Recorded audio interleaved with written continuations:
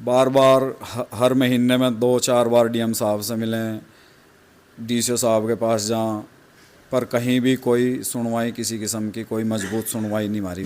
तारीख का या 24 तारीख का किसान दिवस होगा, बुधवार के दिन किसान दिवस होया करे। करीब 50 या 40 किसान जाकर क्षेत्र में से फिर डीएम साहब से मिलेंगे।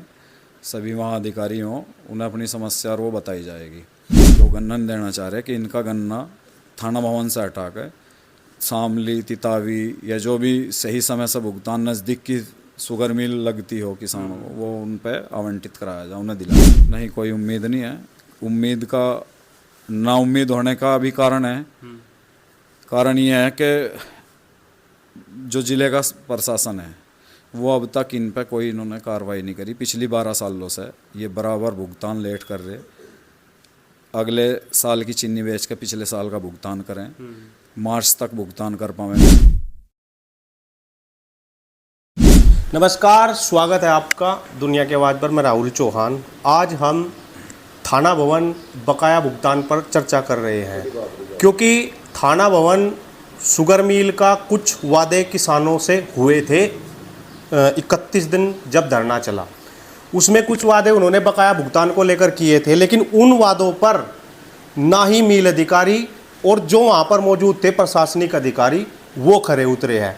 वहाँ का किसान भुगतान को लेकर काफ़ी त्रस्त है।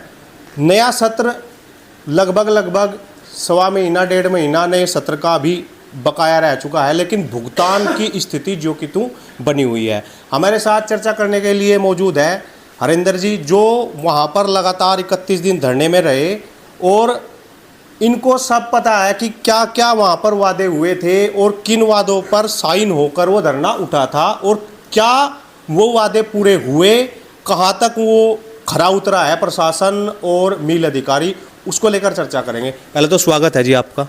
आपका भी बहुत बहुत धन्यवाद राहुल भाई, हमारे बीच में आए। तो जो वादे हुए थे उसको लेकर मिल अधिकारी हो, प्रशासनिक अधिकारी हो, सबके सामने में वादे हुए थे, कितना खरा उतरा है मिल अभी तक?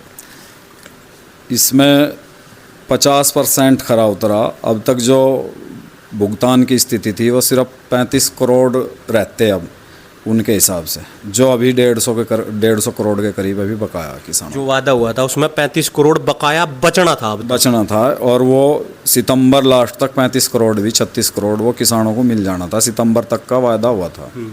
वहाँ पर मौजूद थे प्रशासनिक अधिकारी भी थे, मिल अधिकारी भी थे। जो वहाँ पर प्रशासनिक अधिकारी मौजूद थे उसके बाद उनसे चर्चा हुई। बार बार हर महीने में 2-4 बार डीएम साहब से मिलें, डीसीओ साहब के पास जाएं, पर कहीं भी कोई सुनवाई किसी किस्म की कोई मजबूत सुनवाई नहीं मारी हो रही। तो अब आगे की रणनीति क्या किसान बना रहे, और जो वहाँ पर धरना संचालक थे जिनकी अगुवाई में धरना चल रहा था, उनकी आगे की क्या रणनीति है? क्योंकि नया सत्र लगभग शुरू ही मानो 1-1.5 महीने का गैप बीच में है, अपनी मिल की अलग तैयारी है, तो आगे की रणनीति क्या बन रही है किसान में? सितंबर तक इंतज़ार करा जाएगा, वादा है। अभी 17 तारीख का या 24 तारीख का किसान दिवस होगा, बुधवार के दिन किसान दिवस होया करे। करीब 50 या 40 किसान जाकर क्षेत्र में से फिर डीएम साहब से मिलेंगे। सभी वहाँ अधिकारी हों, उन्हें अपनी समस्या वो बताई जाएगी। उसके बाद सितंबर तक अगर भुगतान नहीं होता तो मेरा किसान तो मजबूरन फिर धरने में बैठना। तो समाधान धरने से ही निकलेगा। और क्या धरना है? या तो आत्महत्या करे किसान या फिर धरना दे, और दूसरा तो कोई। अच्छा, डिवाइड जो सेंटर है उसको डिवाइड करने की भी बात चली हुई है कुछ, उसके बारे में थोड़ा बताओ। डिवाइड हम चाह रहे, बहुत से गांव हैं, 30-35 गांव हैं जिनके 100-150 किसानों के साइन हुए, हमारे पे पेपर हैं। वो सब चाह रहे कि किसान को थाना भवन चीनी मिल को किसान गन्ना नहीं देना चाह रहा, दूसरी फैक्ट्री को गन्ना देना चाह रहा। बार बार उस पर डीएम साहब से, डीसीओ के साथ यहाँ भी जाली, सारे सचिव जो हैं, अब एजीएम हुई 2-4 दिन में सभी समितियों में, उनमें भी रखा गया कि इन गाँवों के किसान, जिन 25-30 गाँव हैं जो गन्ना देना चाह रहे, कि इनका गन्ना थाना भवन से हटा कर शामली, तितावी या जो भी सही समय से भुगतान नज़दीक की शुगर मिल लगती हो किसानों को, वो उन पे आवंटित कराया जाए, उन्हें दिलाया जाए, मतलब उन्हें डाइवर्ट कर दिया जाए। अगर किसी भी कारणवश भुगतान बिल्कुल मतलब सुचारित रूप तय हो गया तो फिर डाइवर्जन का कोई मामला रहेगा नहीं। हाँ, अगर ये अपने वादे पे जो हमारे साथ एक समझौता हुआ था, एडीएम साहब थे उसमें संतोष सिंह जी और डीसीओ थे, बल्कि डिप्टी कैन कमिश्नर भी थे उस दिन, उनके सबके उसमें मील पे ही धरने में एक समझौता हुआ था 30 सितंबर तक किसानों को भुगतान दे दिया जाएगा टोटल इस सत्र का।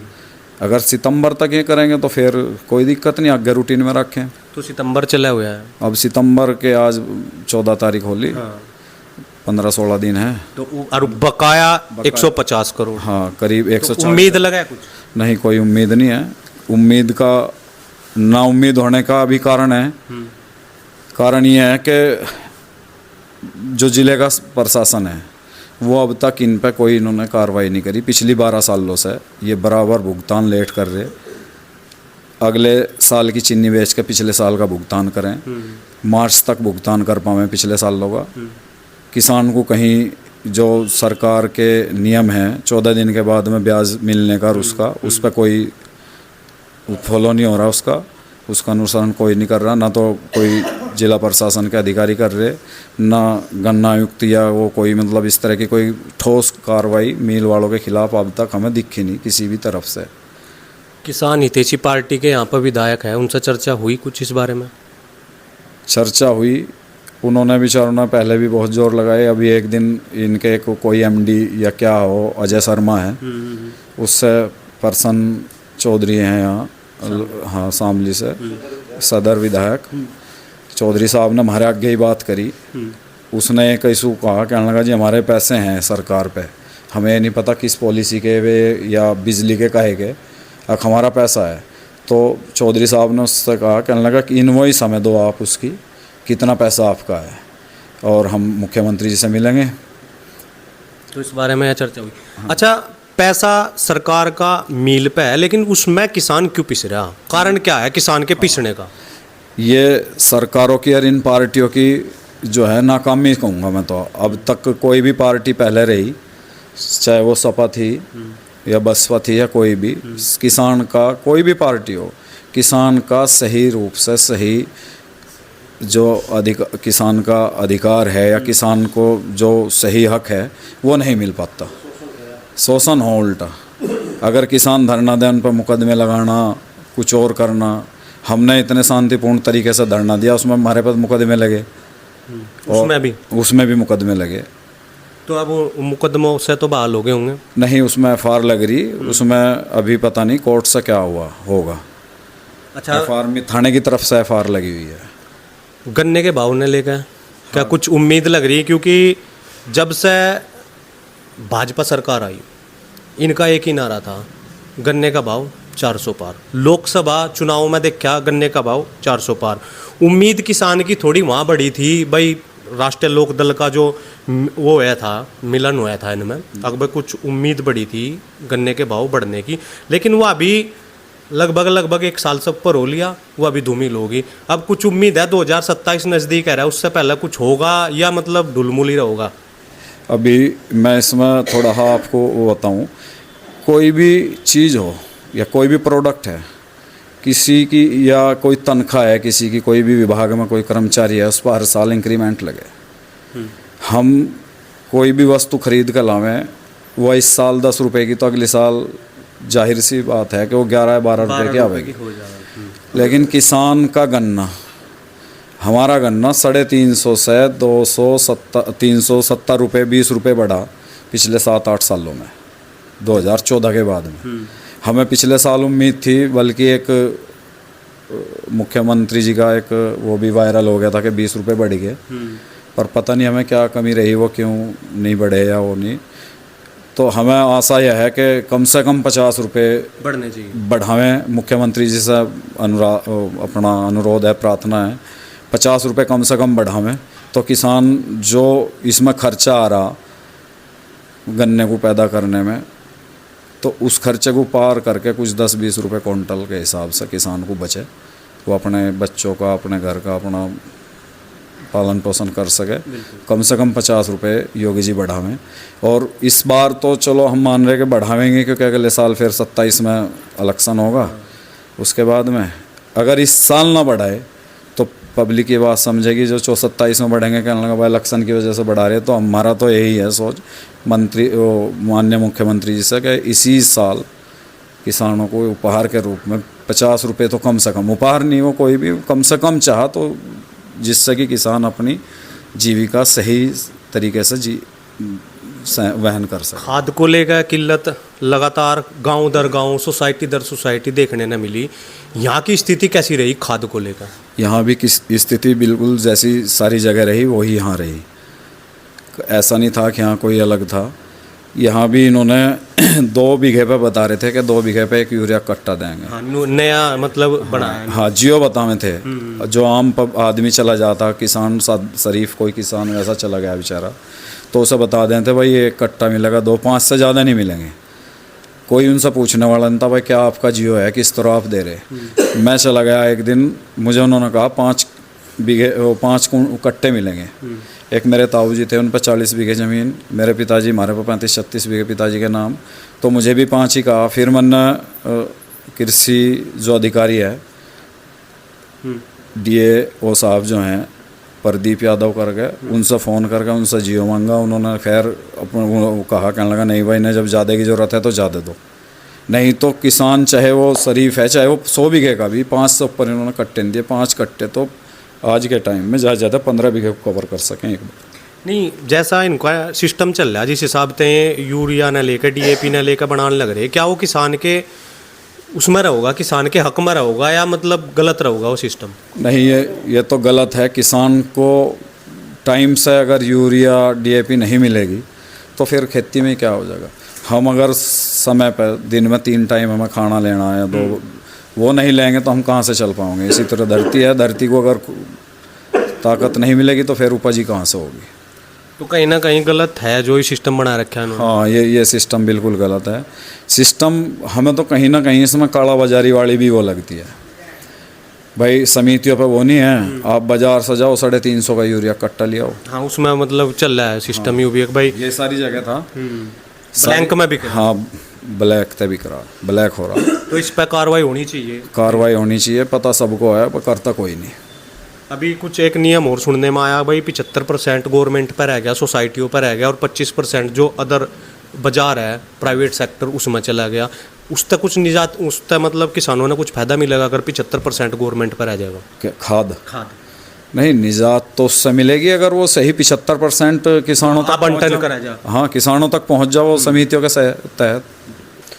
एक 14 दिन लेट के ब्याज का भी कुछ सुनने में आया था भाई। 14 दिन जो लेट होगा भुगतान, उसके ब्याज का क्या कुछ है सिस्टम? भाई वैसे ही है, कहने गान की बात है? नहीं, ये जियो में भी है। जो गन्ना एक्ट है उसमें भी 1953-54 में गन्ना एक्ट बना था।